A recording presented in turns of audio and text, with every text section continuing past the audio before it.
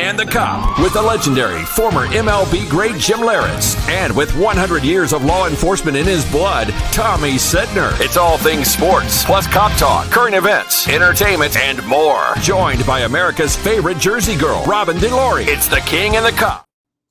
Welcome to the King and the Cop. It's 10 p.m. It's December 7th. And more important, it's the anniversary, King, of D-Day. Talk about never forgetting. That was the first huge tragedy this country endured. Of course, in our generation, we saw 9/11. But that being said, we pay the respect to the families still. And Pearl Harbor, again, will always live in our minds forever. So when I say all rise today, we should be rising for our veterans and saluting them as we always do. I know they're close to your heart and my heart and Robin's heart.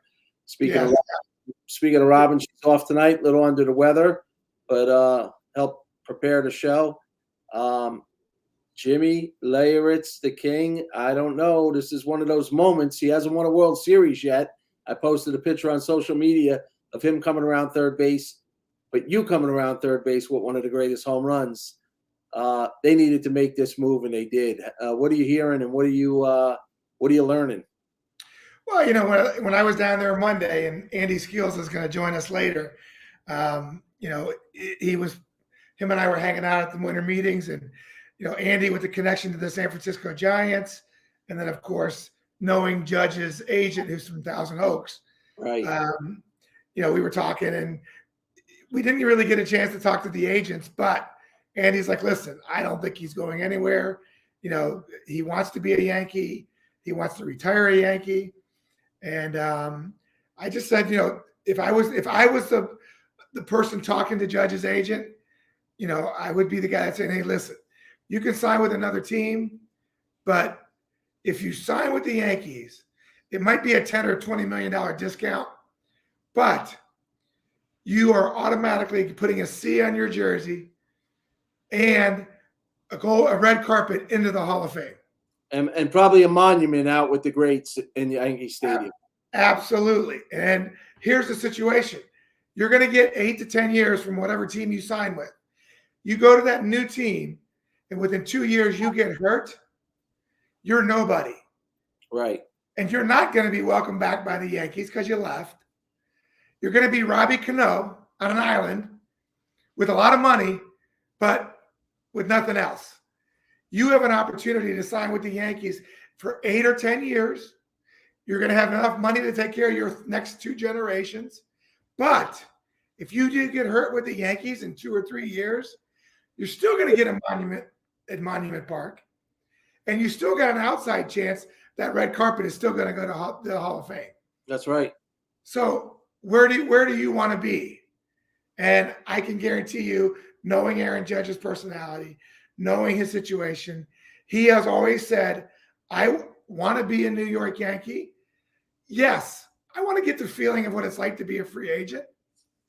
But my heart is still there in New York. And the Yankees, and I give Hal Steinbrenner credit. Hal Steinbrenner said, sorry, hon, I know we're in Italy, but I got to get this deal done. Yeah. I'm making the phone call, and I'm getting this deal done, and I'll be back to you in a little while. And kudos to him that they got the deal done. His father was not going to allow him to sleep peacefully in Italy unless that deal got done. Jimmy, you know, it was funny. I was watching MLB. We all were on the network, and you spent a little time in person there with Andy. And I watched Boone get interviewed.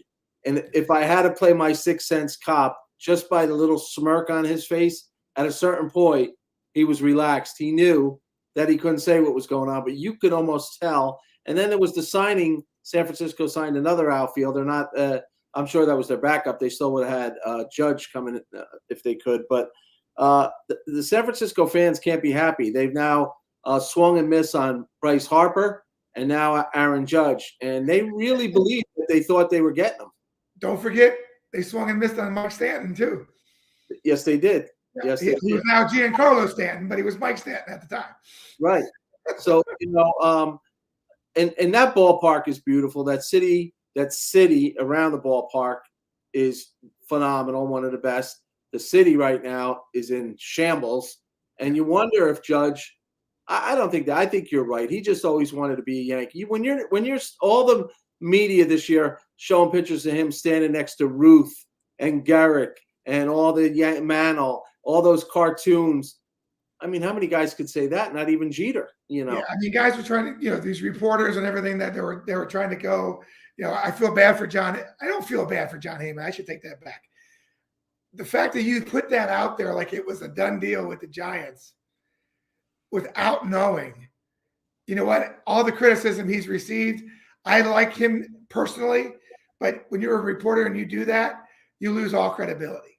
You know what happened, Jimmy? They're like becoming the pollsters for the politics. They just throw crap out there at this point because they want to be that game breaker. They want to be the one that reports it, you know. And in all fairness, I told you yesterday before we went on the air, before all this got done, I told you that I had heard from somebody in New York who was not a total credible source, but a source who told me that there was a deal for $350 million to the Giants. Yeah. And when he said that to me, I said, hold on. Are you 100% sure? He said, no, but it's what they're saying. I said, no, because what they're saying and what you're reading and everything else is a bunch of BS. Somebody trying to steal a scoop that, I got it first. And I said, when I did the Giancarlo Stanton trade, I knew that it was 100% true. And I went with it. And all of those experts and all of those guys were like, how does Leyritz know? He's not even hashtag at that time. How does Leyritz know?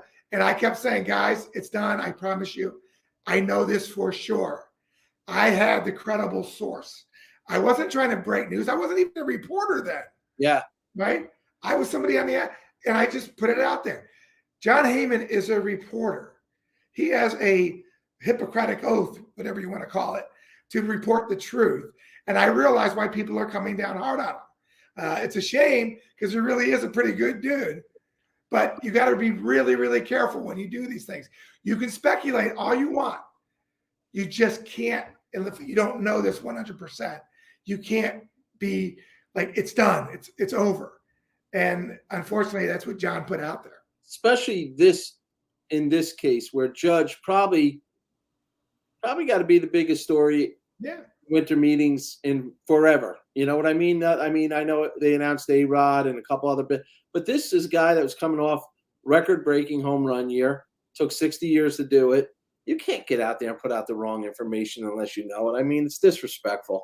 And it does. Yeah, I'm sure he is a good guy. He was overzealous. But now he won't have any credibility moving forward. That's the pill, the pain pill that he's going to have to swallow. Well, exactly. And that's why, like I said, it's one thing to want that notoriety because it does, help you sometimes. But the bottom line is, you have to be, when you put those statements out, you have to be really, really careful that you put it out with. There's I'm hearing it from a source. Don't make it that you're the absolute source that has it right. Just say, I got it from a source. Right. And then you cover yourself that if something doesn't happen that way, hey, it was a source. He's been right 3 out of 4 times. This one time he got it wrong. That's the safer way to do it. Yeah, I mean, it'd be interesting, but the story's so big. Within time, they'll forgive that. But people, we remembered that for a little bit. That especially from New York fans, obviously. I'm the first.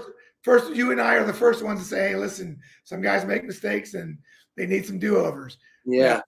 And John Heyman definitely has earned the respect in what he's done in his reporting days, and really the career that he's turned into now, being on MLB TV. He's really done a tremendous job from where he came from. Just like I always talk about Michael Kay and some of the other guys that I remember as beat reporters that could barely have enough money to buy a sandwich on the road, to where they've turned themselves into. But you just got to be careful. And I hope that was a quick lesson that it was learned. But I think it's great for the Yankees. I think it's great for the fan base. And from what I'm hearing, again, a source is that Carlos Rondon has a figure, has a years, and has been acceptable toward those terms, but they're not agreed upon yet, is what I'm hearing. And what's that looking like? It's anywhere from what I'm hearing, again, 6 years, 130 to 150, maybe 180. It's in that. Basically, the terms, I guess, that have been presented in the years are acceptable, but haven't been accepted. So it's not a done deal. You can't call it a done deal. It's just that the interest is there on what has been put on the table. We're celebrating the Judge, and we should, as you as a Yankee, me as a Yankee fan, my grandson that my dear wife will laugh at because I'm going to say it on the air, who's also a Yankee fan because his fathers are Met fans. The Met fans in this house are telling me this was the biggest tragedy in the world. The Yankees should have never signed him. It's a waste of money. But they were rooting for him not to sign, which is funny, and rooting for him to go to the Mets. But that being said, he had 62 home runs last year. The team's still not better than Houston. This team just got by Cleveland. So, we needed to make this signing, but what else is in the old pipeline, as they say? Because I don't know. I mean, this didn't get him over the hump. This just kept him neutral. Here's what my feeling, TC, is Houston, yes, they won the World Series. I love Dusty Baker. I'm glad that he got his first World Series. But you just lost Verlander. Mm-hmm. There's a chance you're going to lose Gurriel now, because you went and got Abreu. Now, as far as physicality, home runs, everything else, Abreu might be an upgrade, but he wasn't a batting champ. Gurriel was. No. And the chemistry of that team is changing a little bit. And who knows if they're going to be that same team they were when you lose some key pieces. Hopefully, I know Houston is hoping that they're the 97 or 98 Yankees, that when they win the World Series in 96, they get rid of Wetland, they get rid of Jimmy Key, I leave, that they got lucky and things didn't really, they lost right away in 97, but 98, 99, 2000, they bounced back. Whether or not this is something that could happen to Houston as they transition to some new people coming in such important roles, and you got to think about, last year's pitching staff for the Astros, with McCullers being hurt most of the year, with Verlander being gone, there are some weaknesses that they didn't have last year. So I think as a Yankee, or as Aaron Boone is the Yankee manager, I go into my guys the first day of spring training and go, here's the additions, here's the subtractions, guys, we can beat these guys. Right. And I think that is an advantage for the Yankees going into next year, knowing that, hey, listen, there's a good chance we can get by the Astros this year. Did Cashman deliver Judge to ownership? Is he the reason? And then they rewarded him with a 4-year deal? Did all this kind of stuff just come to be the perfect storm, or what? Because Cash has been going year to year lately. Now he got a 4-year deal. Yeah, you got to figure that, Judge has been with the team for 6 years now, and he's been around Cashman enough. And obviously, he didn't like the fact that they leaked out the contract information during the spring training. Obviously, it wasn't enough to turn him off completely that he didn't want to re-sign with the Yankees. So there has to be, I think, some relationship between him and Cashman on a personal level that helped them get over that first issue. I think this is more of Hal Steinbrenner stepping in and telling Aaron Judge, hey, listen, we do want you. We don't want to let you go. What do you want besides the contract and the money? And let's make that happen, and we'll make it happen. And I think that was part of the situation. So I do think that, I do think his relationship with Cash, I think Cashman is an integral part. I mean, he's been an integral part. Has he made some mistakes? Of course, every GM does, but you've been in the playoffs. Your team has won 100 games the last 4 years, or 99 plus games in the last 4 years. You have built yourself a thing. Now you just have to get over that that Houston Astros problem that we've had. Jimmy, what does, for our fans, what does the agent make in a $360 million contract? If he's getting 40 a year, what's the agent get? 5%, 3.5%? That's a great question, TC, because I can tell you what I used to have, but that was in the old days. Right. Nowadays, usually your agent, and I don't know Paige very well. Andy Skeels might have more information on that because Andy grew up with him. But I know that back in my day, if your agent was separate from your marketing team, you paid your agent 3% and the marketing team 2%. They never took more than 5% total of your, but it's the entire gross. So it's 5% of 360 million versus the 190 million that Judge will get out of that after taxes. Yeah. I had somebody tell me once it's okay to pay those kind of taxes when you're making that kind of money. Of course. Of course. I mean, I think that's obviously, he's never going to have to worry about money again, as well as his probably next 1 or 2 generations. Right. Good for him because you see a lot of guys that aren't such good guys get rewarded because of their talent. But this guy checks all the boxes. He checks the boxes of a leader. He checks the box, people are on his case that he didn't do well in the playoffs. But just think about that pressure. And that's why I think we need a few more people around him to take the pressure off him a little bit. Ronnie from Caffeina is saying the Knicks killed it. I was going to mention Ronnie later. Ronnie is now delivering water and to carton and chicken wings from Mickey's Bar and Grill's bar on a regular basis for McFarland, and they're being stolen out of the refrigerator. So he's got to make a police report. But you know what? I don't see any chicken fingers here in my studio nor your studio, and we're his partner. So I don't understand this. This caffeine. We got all the caffeine in the world here, but we don't have any chicken wings. So we need something to be able to wash it down with. Exactly right. But I was happy I was surprised when I woke up this morning that it was announced that early, because I thought it was going to be, but they did it the Yankee way, kind of like on their own terms. And what do you think about San Diego Padres are Steinbrenner and Cohen on steroids? Yeah. They're just offering everybody $350 million. And what's going to happen with Tejada? Is he hurt? Is he done? Or they don't have any confidence? Tatis, my apologies. Tatis, because the accusations and whatever, he was suspended for being on the juice. But what's going on in San Diego? I mean, they are throwing, and okay, we'll take a shortstop now. We couldn't get Judge. We got $300 million. What do you think's going on there? Listen, they're a team that wants to win. I give AJ Preller all the credit in the world. He is, he went there before they started spending all this money. And if I am looking at AJ Preller right now, I'm going, you're the next Brian Cashman. Right. You walked into a situation where you got a great team, but now you still have an owner that's willing to pay whatever. If you tell your owner, we need this guy, just like Mr. Steinbrenner did in the 90s, we'll go get him. And you know what, though? Bob Melvin, I'll give you these guys, but you better win. Yeah. You're right about that. I mean, they're committed to their fans, and they are committed to putting the money back into the team. They got a taste of it, and they're going to go balls out. This is obvious. Well, and Tatis Jr. did go get surgery, which he was not going to do before the suspension.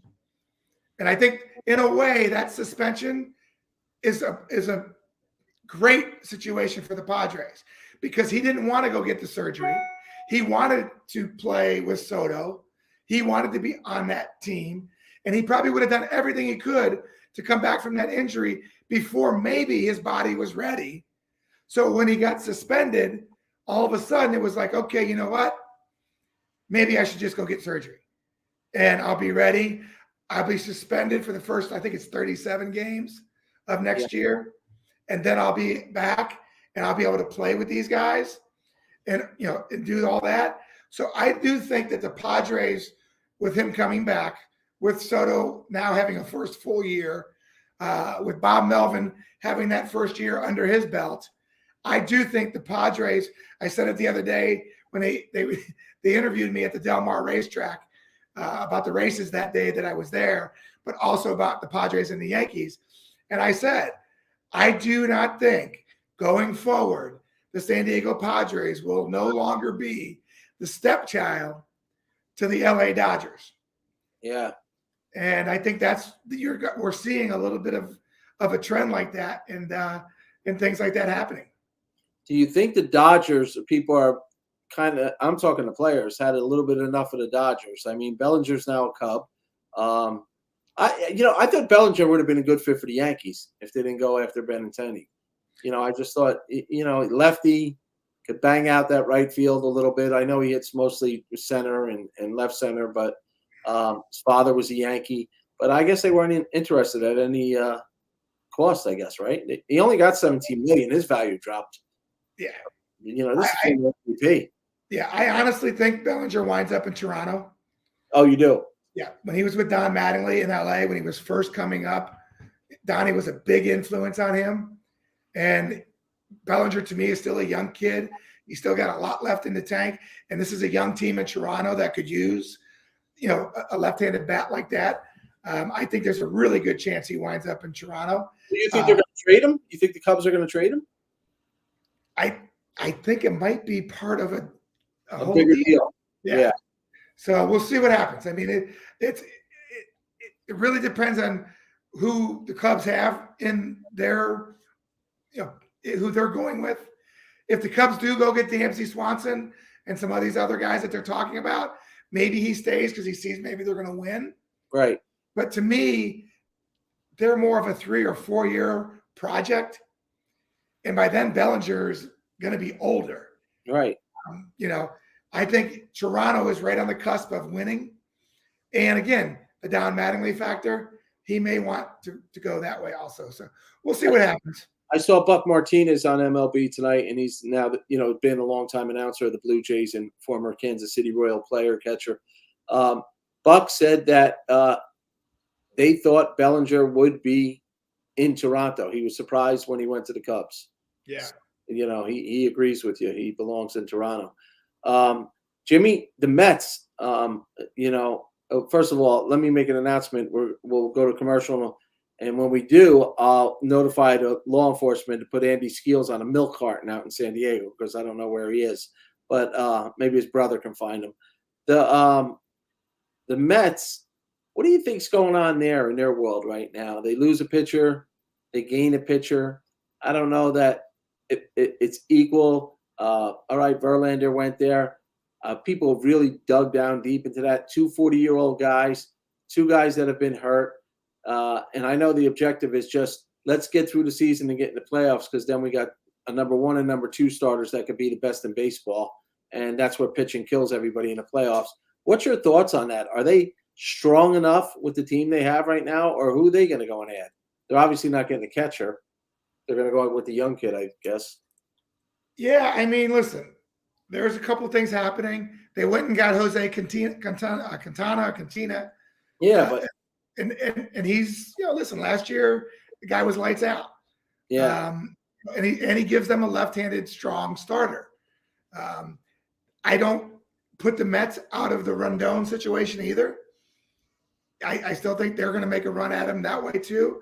But Chris Bassett is still out there. Yeah. And he loved pitching in New York, and he was a great third starter last year for them. So I still think I look at the Mets rotation, and with Verlander, with Scherzer, with Quintana, and now possibly Bassett, you get a pretty strong rotation there. Yeah. Well, listen, our 3-time World Series San Francisco champion, who's in a beard and glasses and is undercover at the winter meetings, has joined us. Mr. Skeels, how are you, sir? How we doing, guys? Good. Skillsy, Jimmy and I were talking. You guys were together for a little bit down there. Both of you were confident he was going to remain with the Yankees. You have a relationship, not that you would ever ask his agent what was going on, but what's the temperature down at the winter meetings? Because a lot of people believed at the last minute the Giants were pulling this off. That's because the Giants were working very hard to get with the media to convince people that they were in it to win it, so to speak. So you think they were just pumping up, or maybe trying to maybe make Judge believe in his head? But we were also talking about, obviously San Diego flew him out there for a 3-hour meeting at the ballpark, but I guess they didn't even get to give an offer. He probably had his mind made up, but gave him respect. Andy and I were talking about it. TC, I was telling you, him and I were together on Monday. Him and I were talking about it, and we said the same thing. It might be a $20 million difference here, or a $30 million difference, but in the long run, he's probably never going to leave New York. And Andy, before we left, we said probably in the next day or two he's going to announce it. And sure enough, Andy, that's exactly what happened. Yeah, I think like you said, I mean, we're talking about it, and I was talking to a guy, media guy from the Bay Area, and he was asking me, and because I know his agent and blah blah blah, but I said at the end of the day, whatever money he leaves on the table, he'll make 3 times that if he stays in New York. So that's, you can say all you want about the money, but the Yankees are still a really powerful thing to get away from. And Richie, you mentioned, how many captains of the Yankees have there been? And that's a legacy that's you can't provide anywhere else. I got to ask, even on a bigger scale, there's no way at this particular year you could let Aaron Judge walk and then come back and play opening day in your stadium. Against the Giants. Yeah, right. I got to ask you both something as ball players, and there's got to be a little bit. The Derek Jeter is by far one of the greatest. He's a Hall of Famer. He was the last captain of the Yankees, and he's Madison Avenue doll still in New York. Does Judge finally feel his thunder at this point? Is Judge the new Jeter? Do you see 99 on the kids' backs instead of number 2 now? Well, I think for the newest generation, probably a little of both. Dad's going to wear number 2. The kids are going to wear 99. Right. So good point. I think it's unique because they're so close together in age still, and so what you have really is the knitting together of that combination. So it's perfect symmetry. It's the way DiMaggio handed off to Mickey Mantle. Yeah. Hey, here's what's going to happen too. Here's what's going to happen too. He's going to get the captain. Now all of a sudden, because Derek Jeter is ready to come back and be part of the Yankees, they're going to make all kinds of commercial about the 2 captains. You got that right. Right. It's an advertiser's dream that these 2 guys are going to be brought back together, with Judge getting this big contract, going to be a Yankee the rest of his career, and the former captain to come back and say, "Welcome back, welcome to the club." It's an advertiser's dream come true. One of our fans and dear friends, an old partner of mine, Juvo, saying that the Padres, as we were talking, Jimmy Tatis is gonna, when he comes back, they're gonna be the cream of the crop. I got to personally tell him, you're a Boston fan, you better switch because they're in big trouble. I don't know what they're doing, but you're a Steeler fan. It's warm to my heart. But what do you think about that? Are they now the new? I don't know about the Padres. The Phillies are making a hard push. The Atlanta Braves are an incredible team. I don't think the Mets are in the top 3, but is it San Diego, Philly, and Atlanta? What's your thoughts on that? Go ahead, Andy. San Diego has proven that they want to win now and win in the foreseeable future. Philly has already done it and won the World Series excluded, but I think those 2 teams are the class of the National League right now. Both of them have a lot of money. Both of them have fan support. Both of them have exciting young players, and I think that's what you're going to see for the next 3, 4, or 5 years. Yeah, and I said to TC, Andy, before you came on, is that I don't think the Padres are no longer the stepchild of the Dodgers. No. And and it's a situation where when Tatis, after he serves the next 37 games or whatever it is, and he comes back and he's healthy, that whoever else they go out and sign, that this team is going to be somebody to reckon with over the next few years. Well, I think it's useful to remember that San Diego was willing to go, and get Bogarts or Trey Turner or whoever. They recognize the value in. I don't care. We're getting the best players we can get. Put them all on the team. We'll figure out where they play later. Right. Yeah. Right. Hey, we usually go to a break and go to a caffeine commercial, but we're going to skip that tonight because our dear friend at Caffeine, and he's like family to us, decided to go over to Fan and deliver them wings. So I'm going to punish him tonight. That being said, Caffeina. Boost, replenish, hydrate. Caffeina with your meeting, with a workout, on the go, to keep going, with a meal, with friends, to kickstart your day. Caffeina, Amazon's best-selling caffeine-infused spring water, 7+ pH balance, electrolyte enhanced. Taste pure spring water. Feel the charge. all right, touche. Robin's running the board tonight because she's not feeling well. So her loyalty is obviously to Ronnie and Joe from Caffeine and Water. It's a great drink, caffeine, and Jimmy and I drink it. Andy, have you tried it? We got to send you some out. It's Yeah, don't be afraid. Did you lose my address? No, I'll get you some caffeine out there, but he's being punished right now. He sent chicken wings over to the enemy from his bar. But what's now the meetings are over when? Tomorrow? Well, basically they finish up tonight. So tonight was the Rule 5 draft, and then the last event is basically the Scouts dinner. So I just came back from the Scouts dinner right now. Okay. Yeah. What are you hearing? Any earth-shattering news that can anything match up against Judge Correa? Anybody talking? Rondon? Yeah, I'm sorry.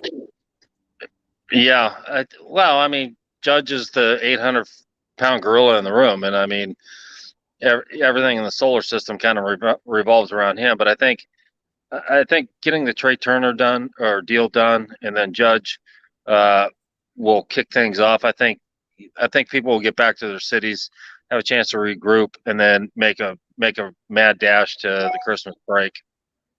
Yeah. What you were both Yankees at one point together. What do you see, Skillsy? I know what Jimmy is thinking. What do you see, if anything, that the Yankees will add to this roster? Because they still got to get over the hump of Houston. All they signed Judge.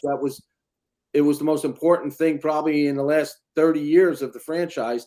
But they had Judge last year, and he set a record, and they still didn't make the World Series. I still think the Yankees need a shortstop. And you're not betting on the young kids that are coming up? I think, well, this is a little bit of going back to the old days, Jimmy, when you and I, were first trying to get there. Right. They wanted a guy who was established, a guy who was proven, a guy, who knows how to play in New York.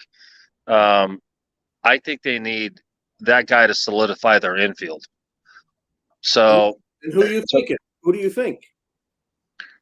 Well, Swanson's available. Bogart sounds like he's going to sign back with the Red Sox. Correa's still out there, and Correa likes the lights and the stage. So, well, can the Yankees afford another $300 million? Not they can't afford it, but are they going to spend another $300 million? How much money do you make winning the World Series? Yeah, I get it, but or maybe you get Donaldson and you get Hicks off your books, but I don't see that happening either. Well, you're going to have to eat $25 million for the next 2 years. Right. If you want to say, well, it's addition by subtraction, okay, fine. Who are you putting at third base? I mean, LeMahieu could play over at third. He's played there before. I'd put him over there. I think he's a good player. And all of the reports coming out of spring training or Tampa right now, he is there right now taking ground balls, and things are moving on a little faster on the scale that they originally had. So that is obviously probably the way they're looking at things going. I think, I don't know what you do with Donaldson, really. LeMahieu, to me, is a good player. He's had some injury things recently, but I don't see how they win with Donaldson in your lineup for 500 at-bats, even for 350, right? I'm confident Labor either. I don't know that he's the second baseman of the Yankees. I mean, both of them, nobody would cry seeing them go. No. Here's what I will say. PRP and stem cell treatment. And that has changed a lot of players from when the year before they looked like they were done, and the next year they come back, and it's still part of, it's not against the rules yet. So I see that being a big factor in some of these guys too. That's a good point. I mean, how did Verlander do it? Right. Tommy John. What did he use? I mean, what he's done is nothing short of amazing to me. So, that technology's out there, and like Jimmy said, it's fine. Hopefully, for them, I don't know. The Yankees are still a force to be reckoned with. I do agree that in some ways Houston losing Verlander makes them a lot closer, because that's one less frontline starter you got to knock down on their club. But I'm sure the Yankees have something up their sleeve. If I was the Yankees, Rodon would be a huge add or pickup for me. Yeah. All right, now I'm drawing a complete blank, but who's the pitcher we got from Oakland last year? Frankie Montas. Yeah. What's his status? Talk about, maybe he needs some stem cell replacement or something, because he was hurting. But what are you hearing about him, Jimmy? Anything in Tampa? Or? Well, no, I hear he's recuperating, also coming along just fine. I don't think it was the injury as much as it was the change of scenery and the overwhelmingness of New York coming in at the time that, even though he was the number one guy over there in Oakland, that you're coming into a situation with the Yankees that, we got playoffs, we got everything on the line, and into a team that if they didn't get to the World Series like they didn't, it's considered a disappointment. Yeah. And I think that was a lot of pressure that he was brought into. I think if you give him a whole season to get used to New York and everything else, I think he'll probably fare better. Skillsy, now I'll put your Giant hat back on. You raise these young kids that went on to win 3 World Series. If you're sitting there and you're still with the team, is it a major disappointment with the Judge situation, or where do they go from here?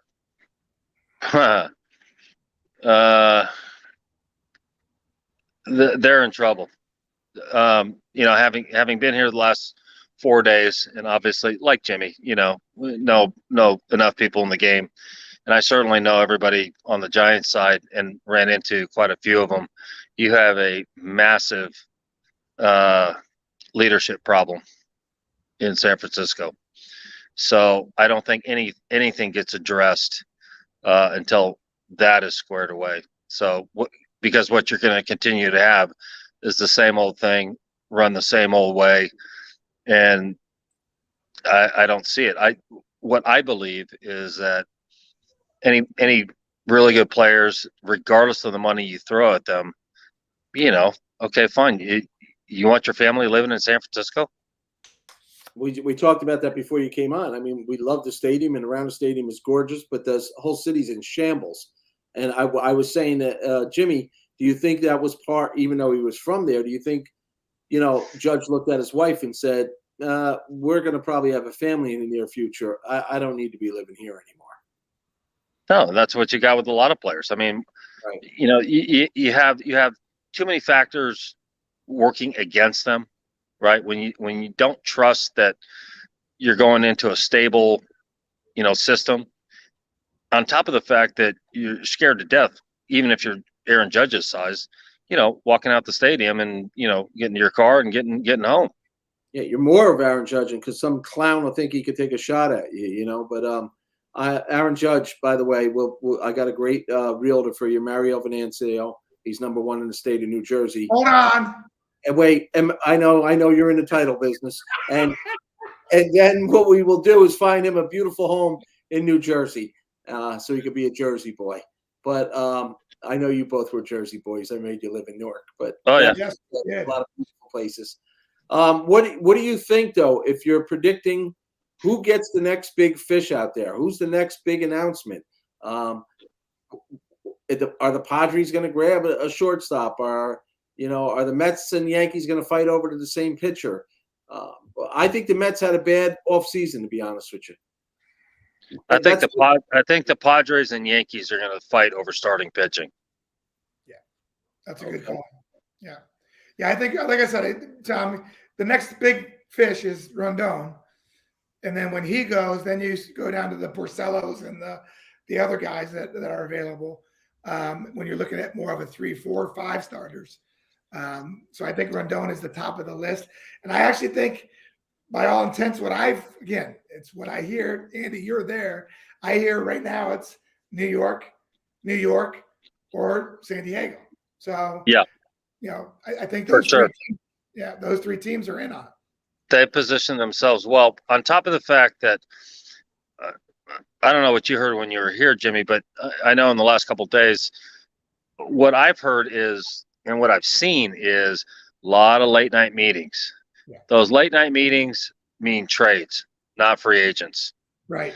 The free agent guys, you already know, and you've isolated. Okay, I'm in on these 2 guys, and maybe lower level, right before spring training, I'll pick this guy up. But it's the trade world that is a little more complex, and frankly, San Diego's got the resources. The Mets might have some. I don't think the Yankees do, but Yankee cash is always king. So, but I think you have a lot of maybe lower division clubs who are looking to get really healthy and might have some runway to improve themselves quickly. So I think that's going to be the biggest market. And I think, like I said, you're going to see a mad scramble up until Christmas, and then you're going to see a packed first month or first 15 days of January. Yeah, and I think the Yankees are going to have a couple of trades. And again, they're probably going to, like you said, eat some money if they try to get rid of a Donaldson or a Torres or some of these guys that are the most tradable. I think the Yankees are happy at this point that they haven't had to lose any of their big prospects. Jason Dominguez, Peralta, which you came up with at the end of last year and played shortstop, and then also the young kid Volpe. I think they're happy that they haven't had to use them yet. And I think they do have some major league ready players that could be traded and be viable to other teams, which, like Andy said, I think that's probably what the meetings are about right now more than anything.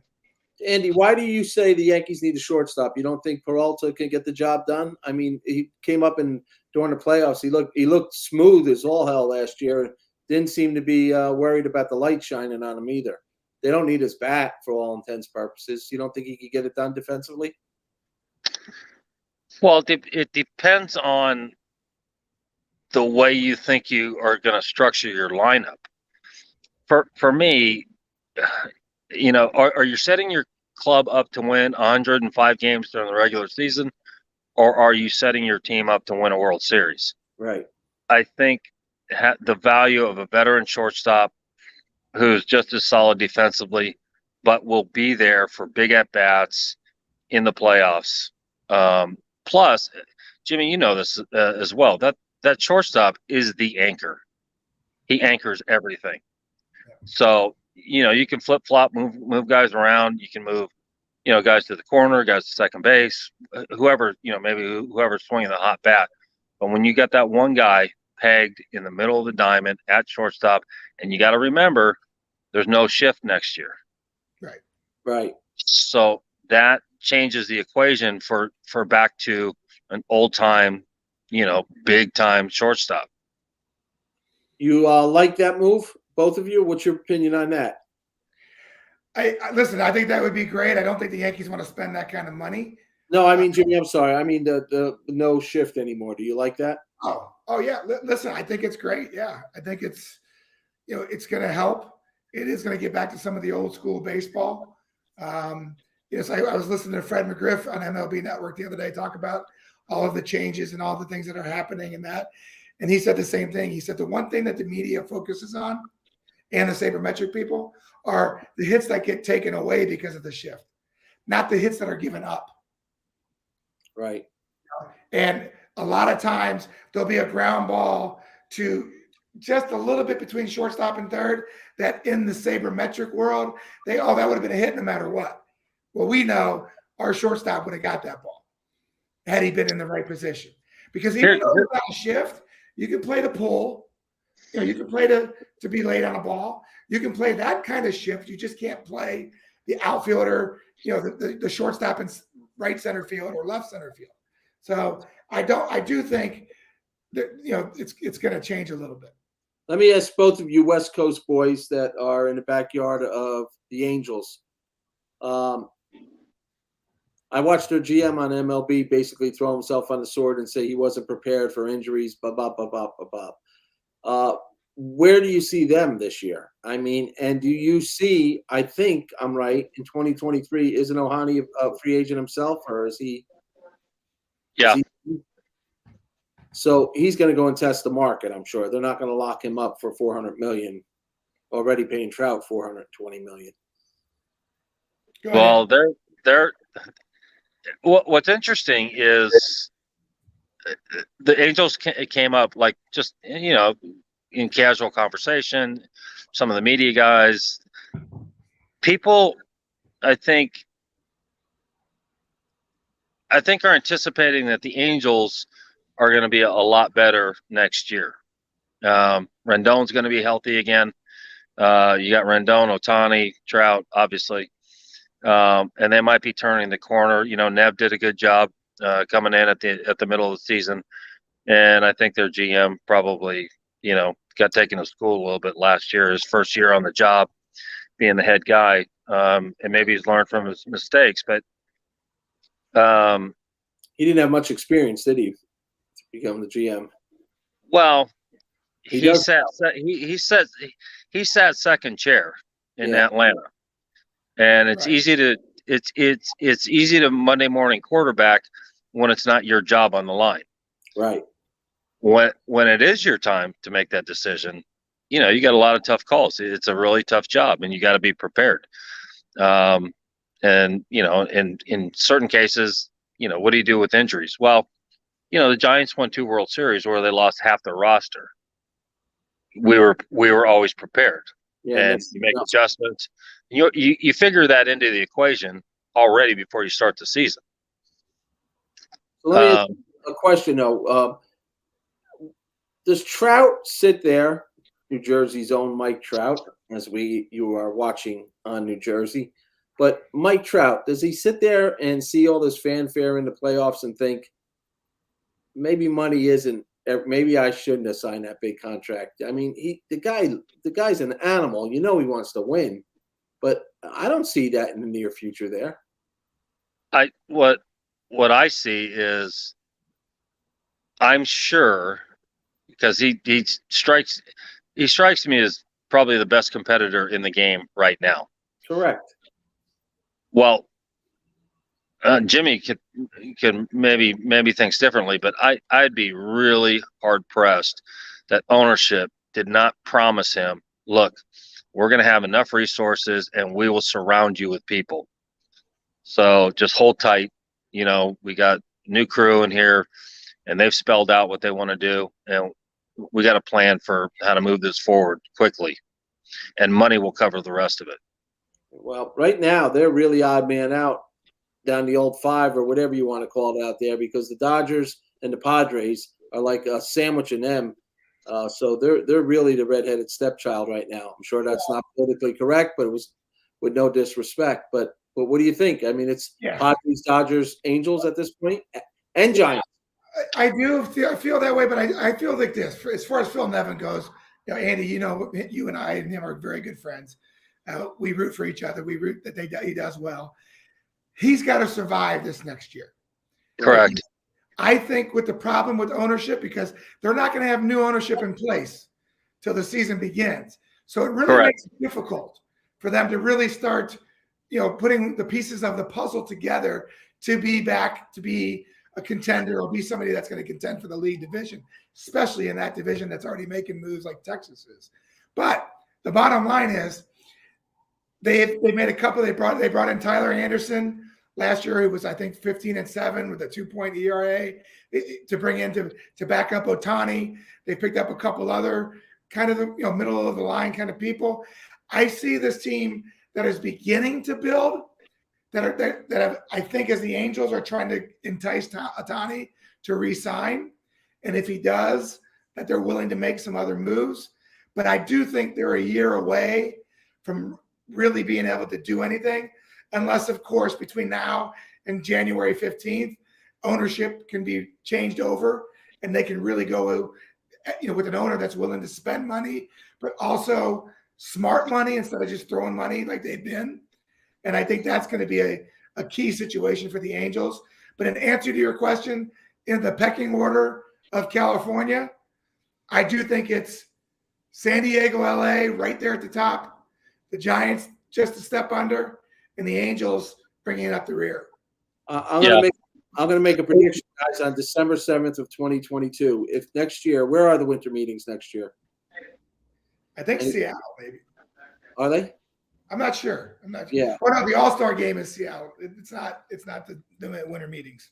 I think the Japanese Babe Ruth will be the first person to be paid $500 million by the Mets, Mr. Steve Cohen. I guarantee it. He throws ownership at him if he has to, because I think the Mets are going to get a bloody nose this year. I don't think they're going to jump Philadelphia, and I don't even think they could jump Atlanta. I think Atlanta's still the favorite probably in that division. Yeah, I agree. One other note on the Angels, the feeling I got down here, and a lot of chatter, is the Angels are the dark horse though for one of those three big shortstops, and probably more likely, Swanson, because he'll command less than the other two guys. But if you got Rendon, who's Gold Glove third baseman, and he's back, and you got a Gold Glove shortstop, and you got Trout, who's a Gold Glove center fielder, and you got Ohtani.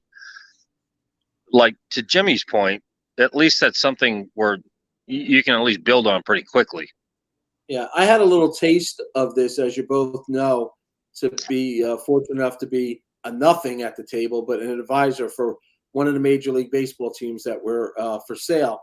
And one of the big rubs was they didn't want anybody being signed.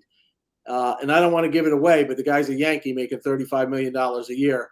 But they wanted that off the books immediately. So I'm wondering, do the Angels, Artie Moreno, when he's trying to sell the team, want to add more to the books?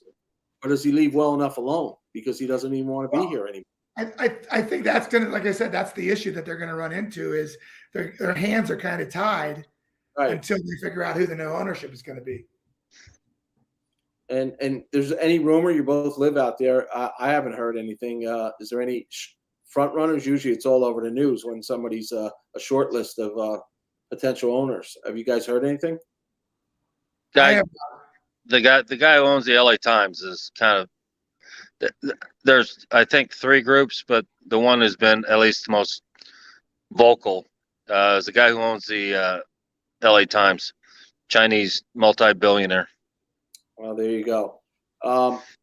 So at the end of the day, who would you say was the most successful franchise at the winter meetings? Does it have to be Judge at this point?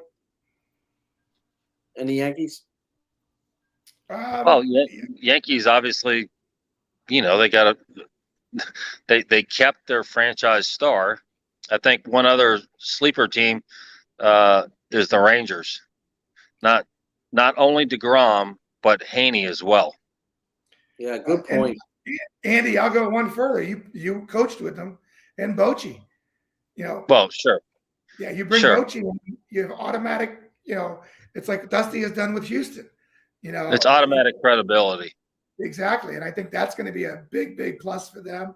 But I really honestly think TC, the biggest guy that is so far, because I had a feeling all along, I told you, we've said it on the air many times, I didn't think Judge was going to leave New York. It would be the stupidest thing that he ever did.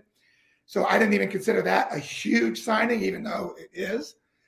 I felt like the Verlander switch to the Mets and leaving Houston because he's been one of their strong aces and the guy that you really didn't want to face when you were playing the Astros. I think that move opens up a bigger hole and is a bigger move on a bigger scale. And I think it also, on the other side, helps the Mets be truly a contender for the World Series next year. But do you, Jimmy? Because DeGrom was good enough. Wouldn't you take DeGrom over Verlander at this point in their careers? No, because DeGrom's pitched 62 games in 3 years. Right. I mean, he was not somebody Verlander too, because he was out for 2 1/2, 2 years too. That being said, he comes back and, like Andy said, that's not even believable and becomes the Cy Young. DeGrom did not come back enough. If I'm the owner of the Mets, DeGrom didn't come back enough. And again, part of it was his decision. He didn't want to come back.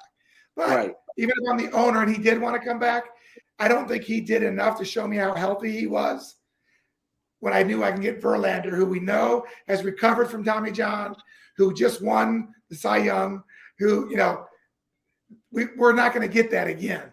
And that opportunity was too good for the Mets not to take.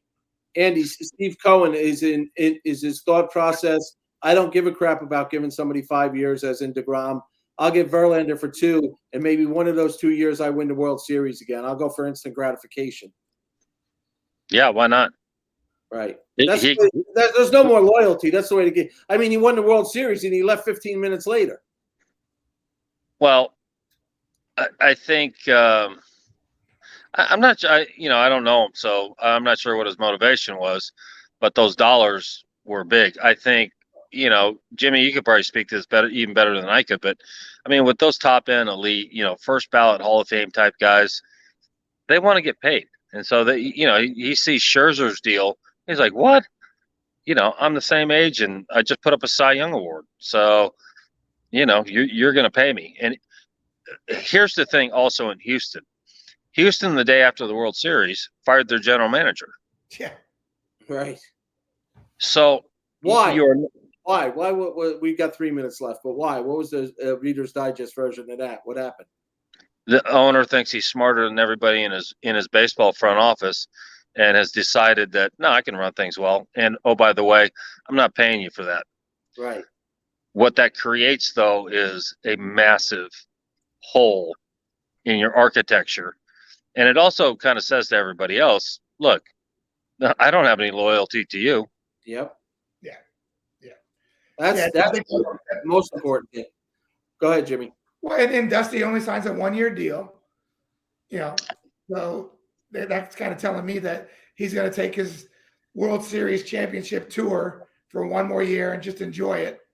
And then they're going to bring in somebody else. Yep. And I think on the DeGrom side of it, if I'm the Mets, I'm not comfortable with a 5-year contract.